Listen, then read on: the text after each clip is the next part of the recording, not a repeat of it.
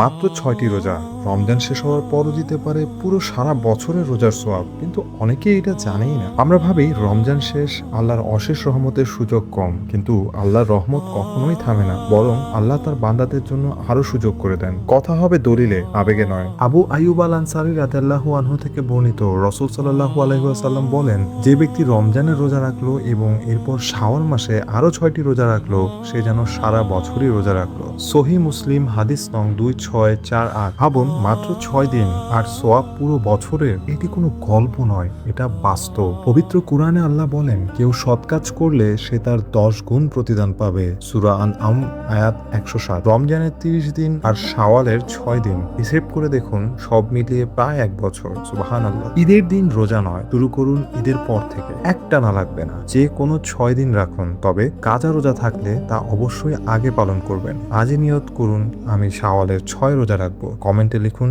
ইনশাআল্লাহ। ভিডিওটি ভালো লেগে থাকলে অন্যকেও শেয়ার করে জানার সুযোগ করে দিন।